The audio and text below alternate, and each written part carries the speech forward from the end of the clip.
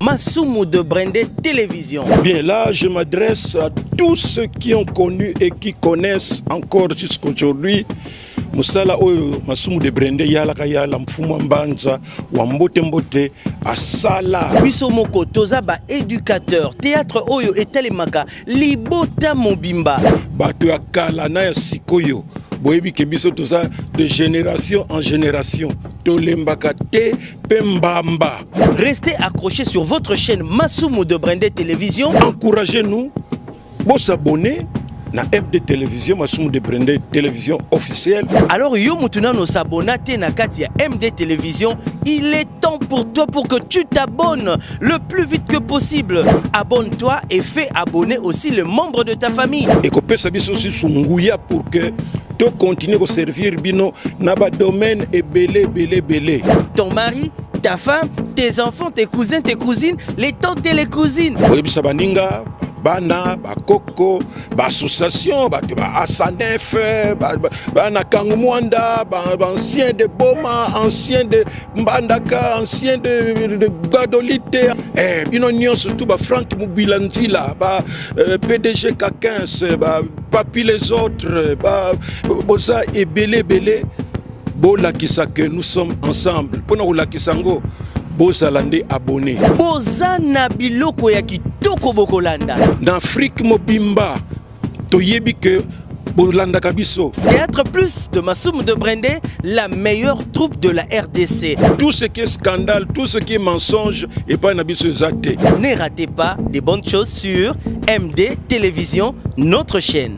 Biso tozawana pona ko défendre pe mboka na biso, image ya mboka na biso. Si vous avez des idées, des suggestions, n'hésitez pas de nous écrire sur WhatsApp au numéro qui est affiché au bas de vos écrans. Topesi, merci na ba téléspectateurs na biso nyonso et surtout mbote na musika na bana nyonso ya Kangu Mwanda. Ah oui, chaîne na bino yangoyo. Ti na suka na biso to continuer kaka ko sala pona bino.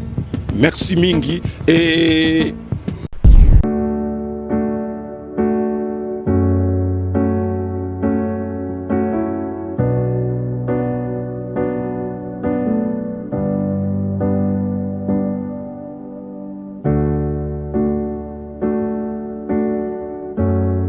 la mort type grand frère Lola. Nazo que nous koyeb c'est que soke de na kufi, liwa ede. Lola za likonza famille. Il faut moi na bala ngafuna lia mbongo la ta super ne batata moi sinyo so balata ka. Moni ki ya yesu ko bata bazo lanza bana kwa mabata. Problème ça te pona yeba. Nana lia mbongo na famille. Ah tika na vala. Natika yo. Malamu. Tika pena ma tuloke na ko. Osakana nga ite. Moni nza. Moni. Bomba mona tala yo. Monsieur, wa nzoto ya boxeur na sekate, tala mukumbili taka oyo, azo bitanga imo. Monsieur, écoutez, moi je ne suis pas venu blaguer ici hein. Je ne suis pas venu blaguer. Je voudrais que vous puissiez retenir une chose. Oui. Condamnation à mort au Bawana. Oui. C'est ce bâtard là qui sera condamné à mort pour viol sur ma fille. Tu as menti. Je menti hein. Tu as menti. OK. Et puis le plus important, moi na wana aroya awa. Tu auras outil la binoye. Elle sera la bienvenue. Voilà. C'est ce que tu cherchais alors. Moi, non, wapi akoyao. Donc, voilà des irresponsables. Madame, tu as dit maillé parce que maintenant nous allons dire on a affaire à des irresponsables.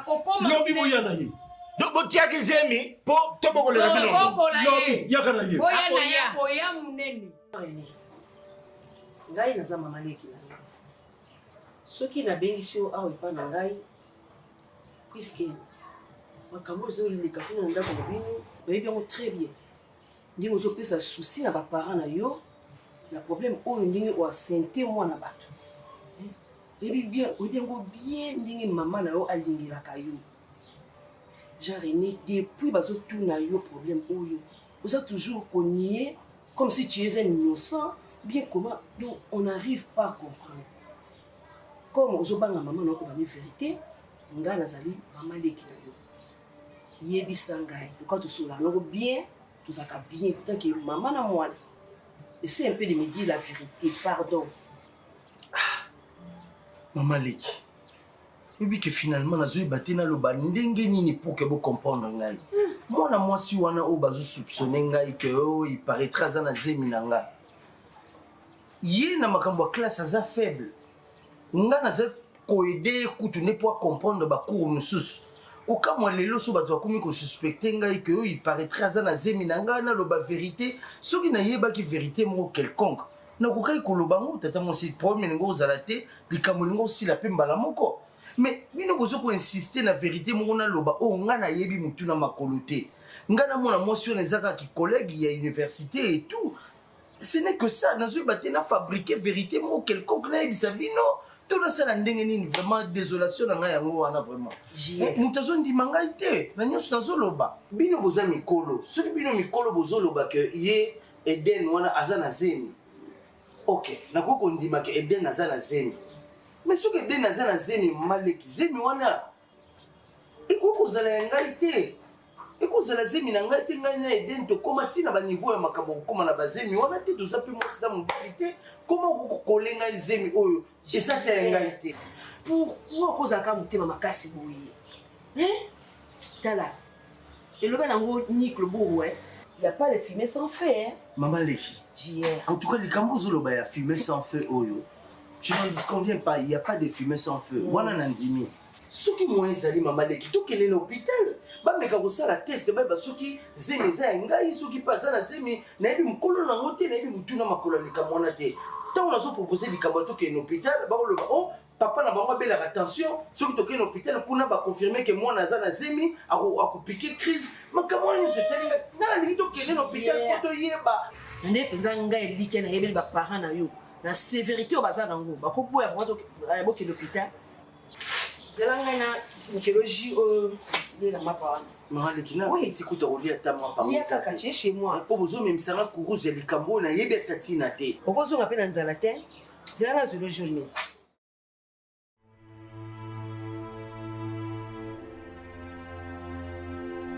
Eden, maman, ma fille, tu sais, depuis le problème qui a surgi, il y a grossesse na yo, ngana papa na ona ndako ezo simba te, oyebi ke papa na olo la belle attention.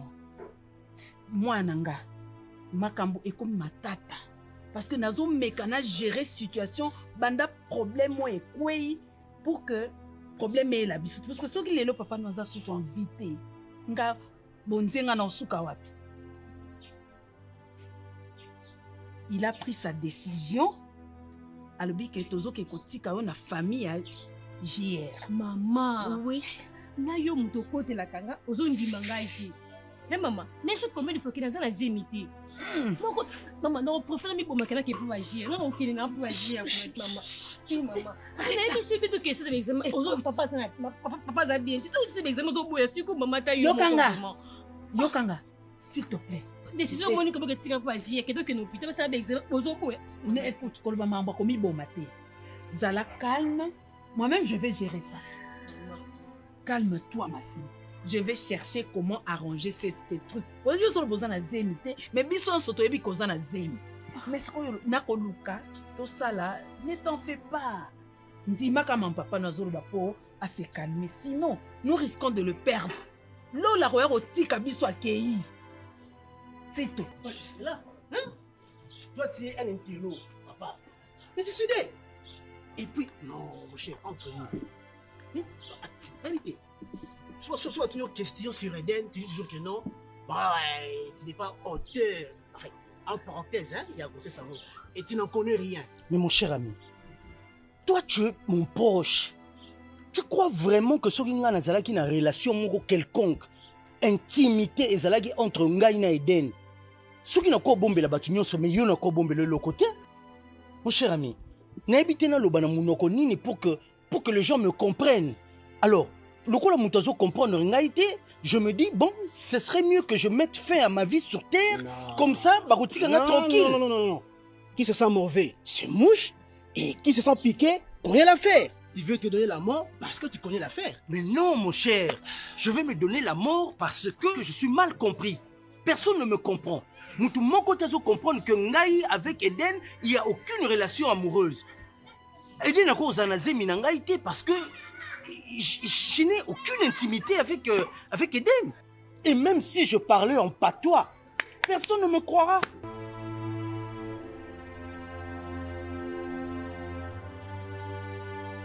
Papa et maman, je vous aime beaucoup, vous le savez bien.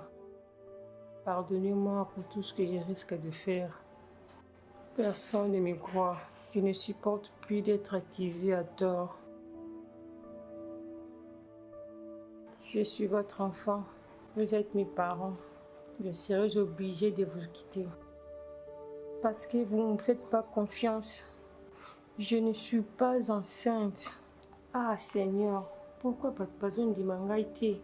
Nous sommes ça les akar ma bé papa. Nous sommes besoin de mangaïté. Normalement ndenge azalaka wana résistance esila akokaki kokufa pona sango wana. Mais contre toute attente à résister na nouvelle ango. Alors maintenant balobi botika lokola amiyebeli et que a résister donc ayebika ke mwana za na zemi botika pour ceux qui boke ko salisa avec examen et que ba confirmer kokufa na ye ya sir wana. Donc totika ka ayebike mwana za na zemi bon on va chercher une solution pour na makamususu mais bon lukate pour que nous salisa examen. Est-ce que aussi mon est vraiment jamais parce que tout ce qui ne peut on peut confirmer biso zali sikoyo hôpital ndenge mazalingila mwana na ye je pense que akoka ko défendre l'intérêt mwana na ye parce qu'elle ne peut pas aussi accepter facilement comme ça que mwana na ye en grosse jamais.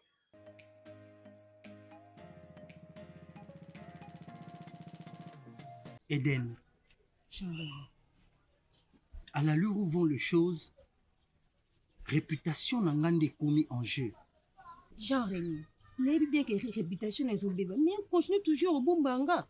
Même si on retrouve solution, tous ils non, bon trouver solution calmement. Ce que yo lingo tikara sur le moment où on a un bon. Hein? Attends yo mon, o assurer que retrouver la solution. Mais tout poster moi mon qui tous ils non. C'est vrai que n'a pas ça qui au assurance. Ça je n'en disconviens pas. Mais moi il peut nous subir pression ma casse toujours dans bas problème na yo. Jean-Rémy, pardon vraiment la bonne de Dieu. Mais au papa tellement ta papa ni zana. Tu dois nous expliquer le problème. On peut bien encore sounger. Tous ils la capacité pour trouver une solution. Eden, tu au kana bien. Non. Tu au kana bien. Na lobité que na ligne tika on a problème au seul.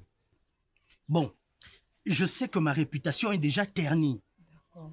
Mais le col en a garanti ça que nous allons trouver une solution à problème oyo.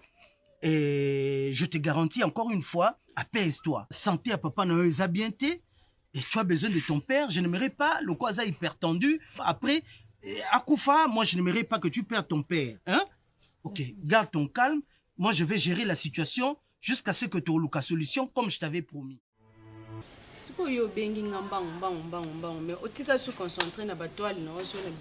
Non, vraiment Lopez, son abengio, c'est parce que na moni unité zate na kati na biso.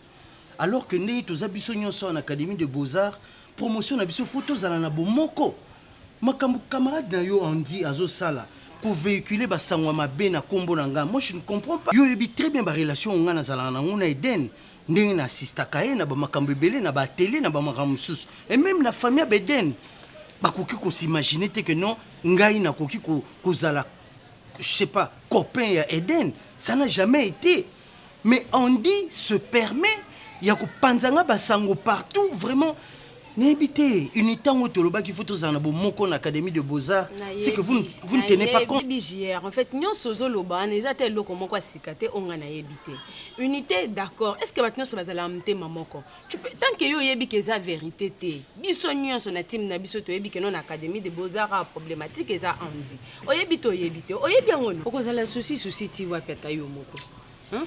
Mais non, parce que elle s'est permise ya okende tina et pas ba parents ya Eden kokendo lobana bango makambo siko awa ba résultat bimi médecin lobi que Eden azana zemité et que elle est encore vierge. Dites-moi maintenant. Et d'ailleurs, on a informé que non tozala ki na andi. Mais façon a commis ko regretter ba acte nyo sauté ko se poser aux ana ideta. Donc, azomi lela, comment Luka de telle sorte qu'il y a qu'il est parent et pas ma parent à Eden pour présenter l'excuse naïe. Maintenant que après le résultat à l'hôpital que tout le monde a commis convaincu que je suis innocent, mais Yozolo ba okendo luka ba parents a lukanga en PV tout ça pour que tout solo là. Est-ce que bisika nyonso ya BBC réputation nanga, elle aura le kilo ya okendo kotambola bisika tout pour ebisa bango que makambo ya véhicule qui na komo nangeza lukuta. Voilà, bah donne-moi, j'ai préféré faire quelque chose ici. Mais il faut vraiment. Tika, pardon. Non, tu sais, tu dois insister sur ça.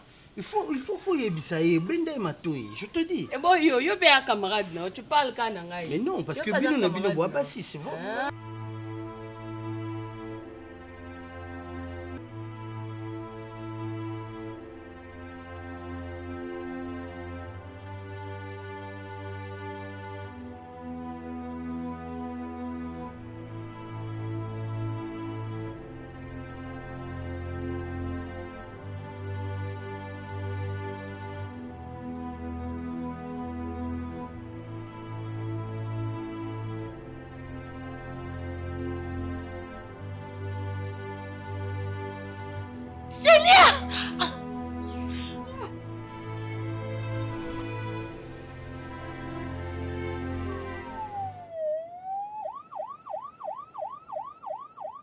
Qu'est-ce qui se passe? Oh mon Dieu. Maman, oui, papa. Mais j'ai déjà appelé ton père, mais il sera déçu.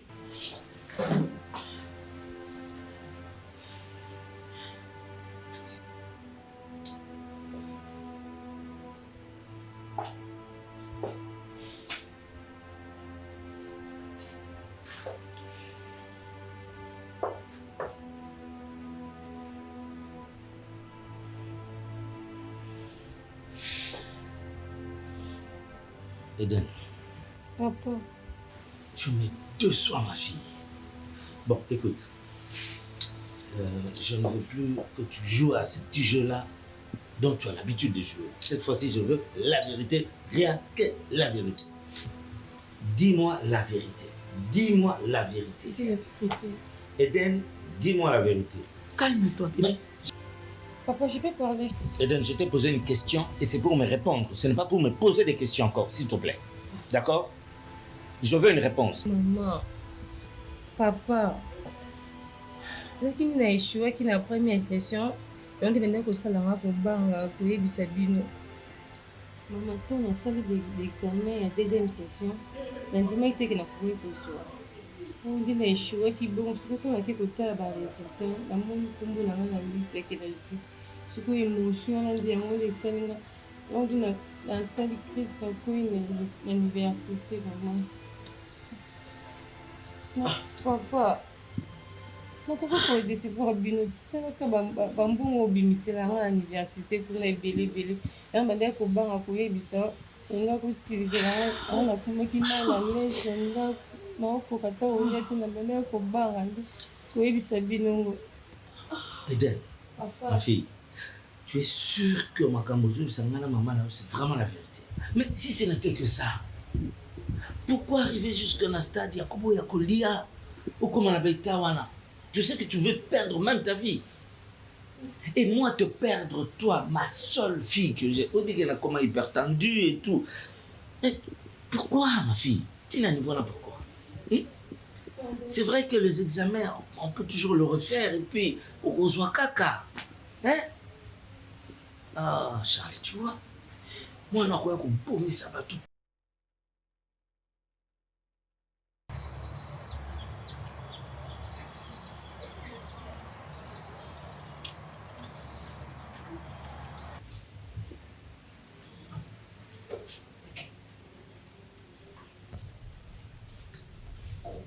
Bonjour, ça va? Oui, ça va.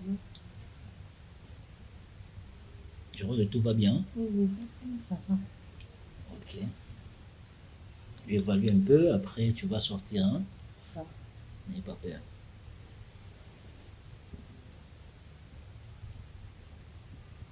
Je crois que papa et maman sont en train d'arranger quelque chose là.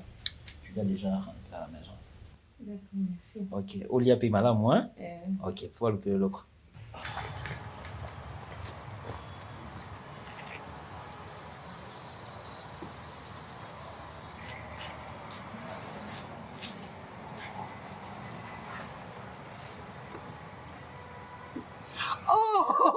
Eden! Oh, Eden, félicitations! Waouh, Eden!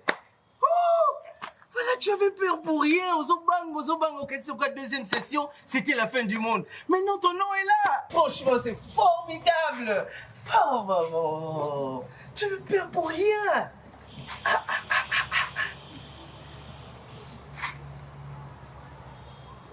Allô, Eden? Oui, allô, J.R. Yum Tobando Obanga. Ozo cancel quoi, Sogoza à journée totale, deuxième session, au Coca s'en sortir. Voilà que notre total a combo dans la liste, comme on est bimi. Hein? Je t'appelais depuis longtemps, ton téléphone ne passait pas non plus. Ozana no wapi, Ozawapi, dis-moi, tu es où? À l'hôpital? Mais tu fais quoi à l'hôpital? Tu on est dans l'hôtel à résultat de l'université. Parce que tout le monde se combo langa di na zwa kindi selinga se combo vertige monde na ko ya kindi ba belinga na hôpital A. Tu es dans quel hôpital? TVC médical. Oh, mais je connais TVC médical, Angiringi, sur Kenge, je connais très bien. Chez mon tonton, le docteur Tatete et sa femme, maman Violette, je connais très bien là-bas. Tu veux bien déjà? Tu dis, tu sors déjà de l'hôpital? Ah, donc c'était pas grave. Mais tu dois être joyeuse. Putain, mais tu as réussi. Tu avais peur pour rien. Alors, à plus tard. Je te capture ça.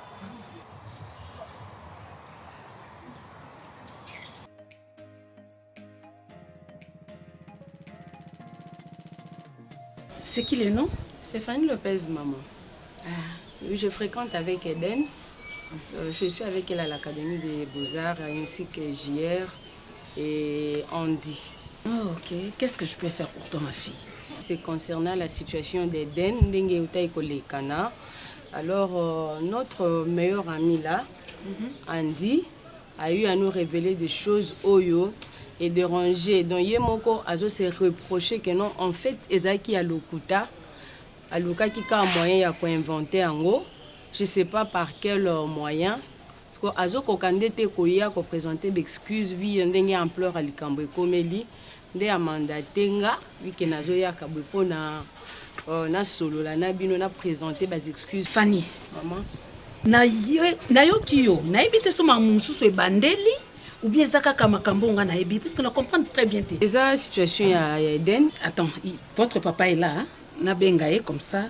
Ye mokwa yoka makambo e nango. Chérie? Ouais, j'arrive. Oh, s'il te plaît. Tu sors déjà? Oui. Bonjour. Oui, quand on est heureux. Tu dis, on me soumane, ça me fait perdre du temps là-bas.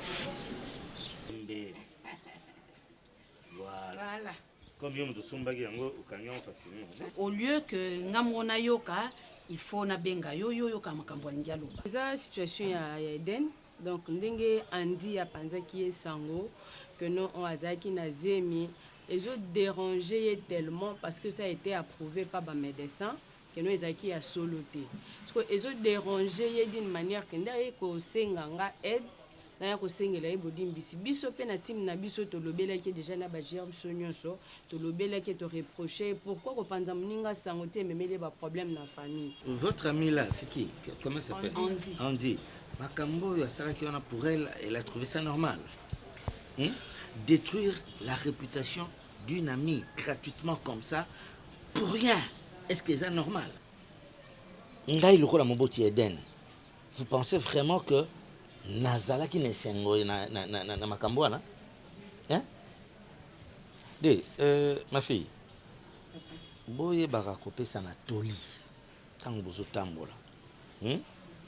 Eza makambo ozomona ngo eza mukie facile kolobango na monoko boye balobaka allumette moko ekoko tumba zamba mobimba liloba muke ekoki kozala très fatal pour la vie à moto parce que moi c'est musupa ko ke ko déprimer na kobanga sali makambo elongo banité elle perd la vie ou bien moboti boye na se akanda na réagir mabe na ko beta pe mwana ou bien na sali mabe et puis mwana ki. Et ensuite, pourquoi vous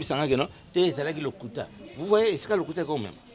Donc ce n'est pas très bien. Il faut être conséquent dans la vie. Donc voilà, chérie, tu t'en occupes. moi je sors. On a que nous coûtons à Batouana. Il risque de m'appeler. On a déjà en retard. À 10 minutes. Bonne journée. D'accord, ok. Papa, moi je voulais seulement vous dire merci. En tout cas, ce que tu souviens, merci vraiment Toli ici. On va prendre acte. Vous bendaï Matoui, d'accord? Merci. Ok. Bana Mikolo Bayo Kakate.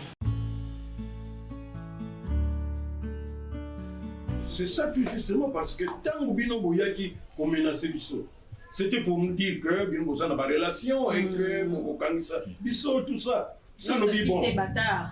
Moi, on a Bisso, on a bâtard parce que tu as éduqué, vous avez raconté beaucoup d'histoires. Et maintenant, vous venez presque la queue entre les pattes. On ne sait pas si c'est pour venir encore nous menacer. Nous insulter. Nous insulter. Bon, madame, Toyoka, papa, on vous accorde tout juste quelques secondes. Hein? Je crois que nous sommes des humains. Et on dit toujours que errare humanum est. Ce qui veut dire en français que l'erreur est humaine. Alors, moi je voudrais d'abord vraiment commencer par présenter nos excuses, celles de mon épouse et le mienne, par rapport à ces désagréments que nous avions connus entre vous et nous, par rapport à la situation de notre fille Eden et votre fils. Bâtard. Non, madame. Vous ne pouvez pas vous attarder sur ça. S'il vous plaît, madame. C'est déjà passé. Vraiment, mettez ça dans les oubliettes. Hein? JR, c'est notre fils. Il est loin d'être un bâtard. Il a ses parents que vous êtes. Et j'en profite pour retirer cette mauvaise qualification. Mais aussi, surtout, nous sommes là. Comme je viens de vous le dire tout à l'heure, je réitère nos excuses. Je voudrais qu'on puisse revenir au bon sens. Nous avons été fixés, vous et nous, à l'hôpital par le médecin. Je pense qu'il n'y a plus aucune raison qu'on puisse s'entretirer, s'entretuer. Non, ça n'a plus d'importance. Papa Lola, papa Gaston, Bino de Boyan qui m'a dit. Supposons que la fille était grosse, réellement qu'elle était grosse. Hein? Est-ce que tu as dit que Eza makambouye, moi na biso soka pesa moi na bino mokumba, boye na ndenge ya malamu ke voilà, toza ba parents, toza ba na nzambe. Nous éduquons très bien nos enfants. Aux hommes universitaires. Qu'est-ce que le médecin dit par rapport à votre fille? Qui rien. Yoko qui dit bah étudiant, il y a l'élo, là bah étudiante, il y a l'élo. Hein? Oui, je crois que vous venez de le dire. Justement, ça va justifier juste le comportement d'un père. Un modèle dans l'Académie des Beaux-Arts. Tout le monde dit nous avons dit étudiant, PO, il y a logique. Bazali? Oui, pas seulement ça. Mais je suis notre fille Eden. Nous sommes fiers de notre fille aussi également. Mais justement, c'est pourquoi je réitère vraiment mes excuses. Hein? Moi, ça va, il n'y a pas de problème. Comme ça, vous êtes là, mais la temps moins sucré. Oui. Nous sommes en mais en tout cas, ça justifie seulement intérêt aux parents, nous saurons que vous allez la peau à moi. À cause de la peau à moi.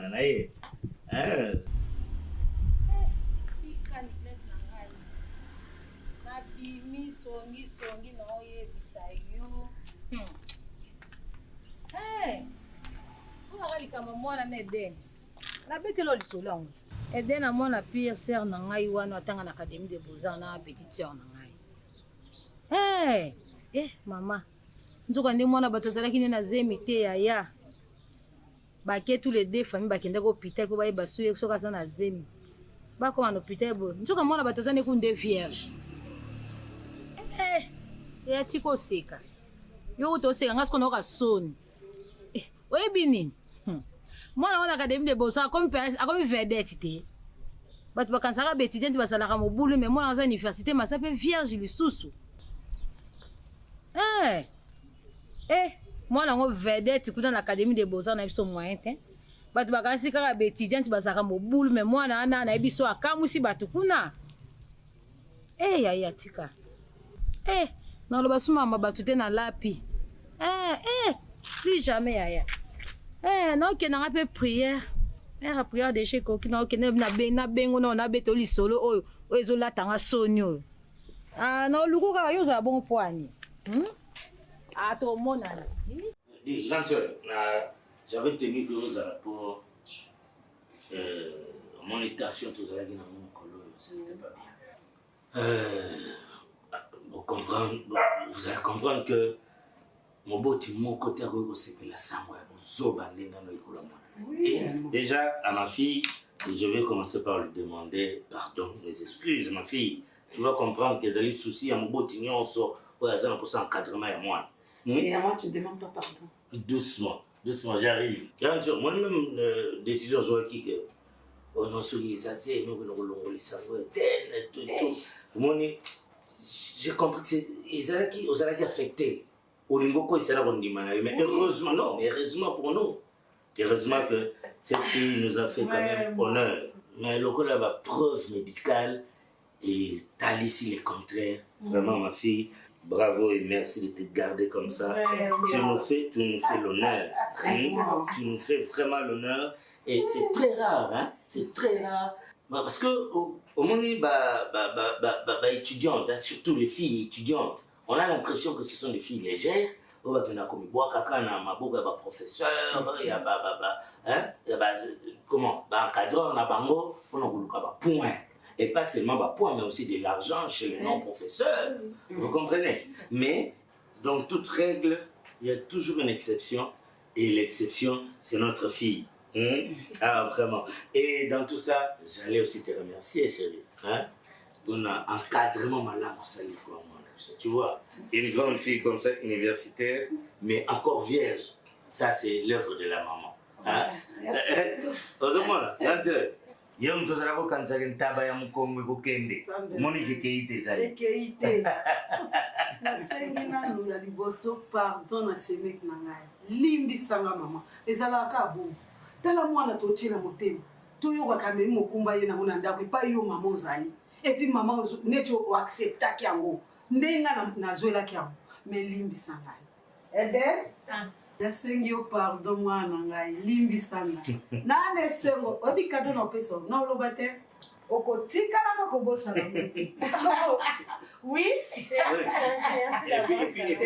puis okanisa te kaka yo moto opesi kado ngape naza na kado na bombeli ngape naza na kado na bombeli oui yanga ekoleka oyanga mais une dernière chose ma fille vraiment c'est vrai que vous otanga vous en avez ninga oyo vous en bango kuna na académie mais ce que je vais te conseiller c'est vraiment de savoir tamiser ma fréquentation oui ba kosala ba choix ya batuni ko vendre na bango ce n'est pas n'importe qui ou se confier na ye ou bana kosala na ye pour que vous ça l'amitié mais avant comme en amitié wana esengelo ba mutoyo caractère na ezandengeni le lingue même en famille.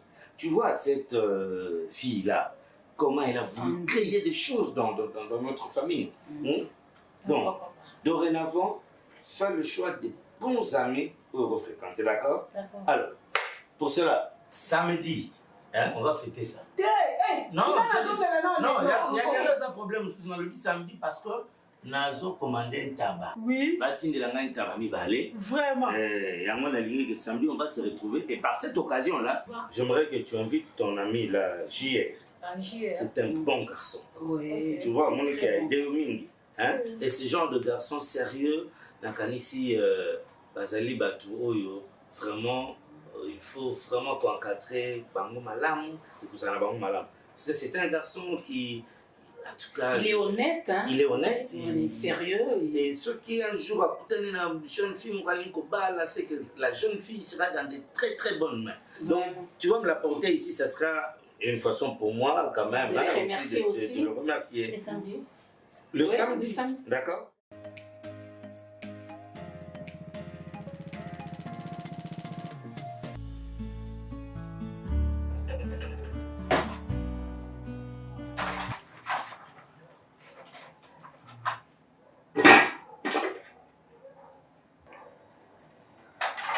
Non.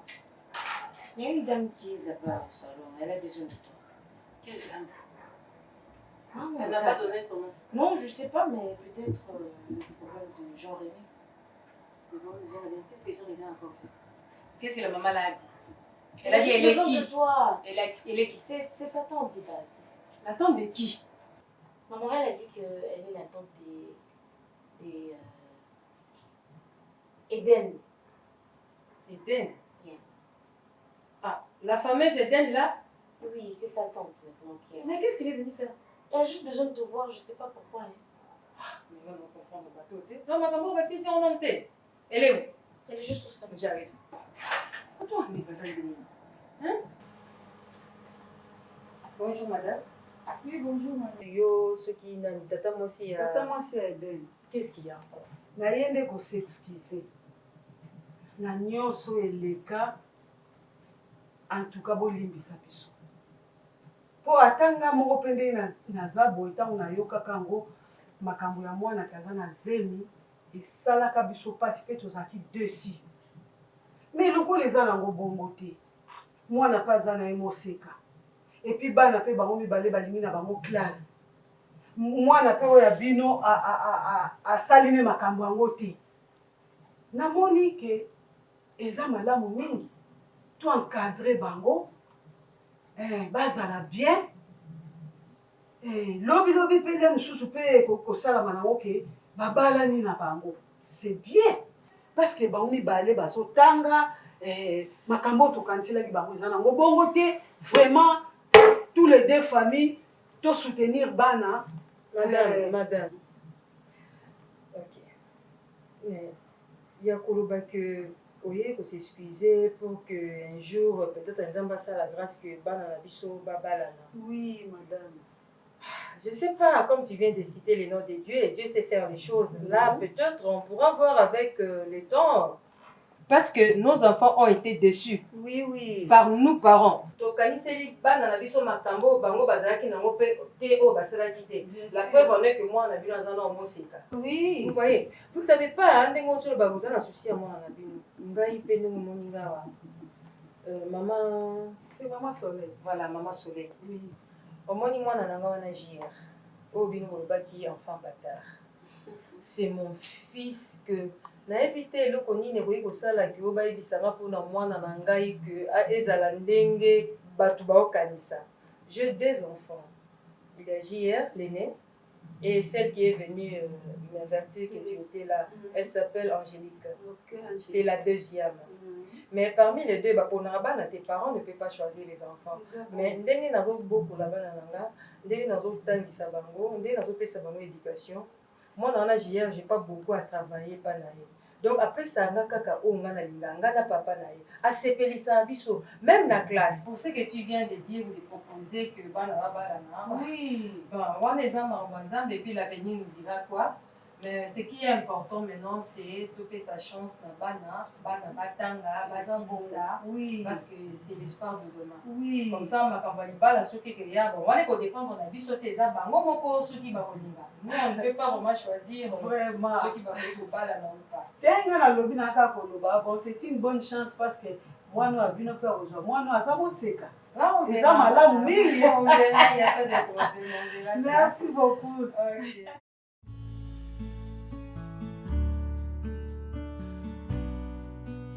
nakanisi oyebi makambo oyo ya mwana biso Eden na mwana bino JR oyo balobaki ke JR amemisi Eden mokumba makambo so esilaki bakendaki na l'hôpital bamonike mwana azali na zemi te na ya ngai koko na ya yo mpe mwana na banza azali mwana na yo mpe oui koloba aza mpe mwana na nga parce que aza mwana petit frère na ngai lola makambo so esilaki na mosikoyo nayebi te soki nini sotusala oui bien sûr ndenge olobi ke makambo esi esilaki oui esilaki mpenza mais eloko nga nayebi awa tosi tosolola yango mpe déjà na mama ya JR mais ezali makambo oyo biso bon eza kaka makambo ke makambo biso tobanda kokanisa mpona bana na biso entre JR na Eden oyo ke JR amemisi Eden mokumba Eden aza mpe na mokumba or ezalaki nango bongo te lokola ezalaki nango bongo te papa mpo na ngai namoni ke bana na biso bayebi na bango likambo te. Oya mobali aza mayele azotanga, na biso pe ya mwasi aza mayele azotanga. Et en plus tala nous na niveau ya mwana na biso. Akomi na université mayebi mibali. Donc proposition na ngai na mona ki to sunga ba. To aider bango. D'abord to longola bango na équivoque to tchaki bango wana ndenge basalaki déjà blessé et longwa. Donc abala na bango. Po jamais biso to kokondima mwana ya biso wazana mobimba et puis atangi na ye. Topesa ye na mobali moko bodie voyou un jour a bebisi na ye to nini donc premier azala kaka na maboko ya jila nani donc balendi ko précipiter bango te babala na problème ezate papa to préparer bango avant batanga na bango soki basilisi non papa yoka tozo préparer bango nanu avant bango bakosilisa na bango classe mama naza kuloba to pole bango to soutenir bango papa ya solo kanti na lele na biso na yo tango wana ezalaki problème te kanti lelo yo bano yo baza kuluba soki kilelo donc kusakana na bango te esili tu bana wana tolingi tukene kusalela bongo baza ba itigia batangi mingi bazele kone donc kuna kuluba dikamo moko ya ndengo wana il faut ewuta na mitima na bango papa si vous comprendre ndenga na lobi est-ce que vous comprenez mais yo ye kuluba ke tukamata bana wana tuvwandisa tupesa toli babala na ndengo wana te oui.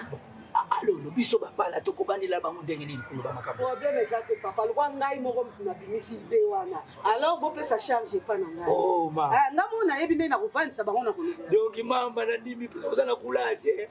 Otuka ozala kulaje. Na bana ya lelo tokene kusala dikamande ngwana. Il faut zala muntu. Masumu de Brende Télévision. Bien, là, je m'adresse à tous ceux qui ont connu et qui connaissent encore jusqu'aujourd'hui Musala oyo Masumu de Brende yala mfumu mbanza wa mbote asala. Biso moko toza ba éducateur théâtre oyo etelemaka libota mobimba.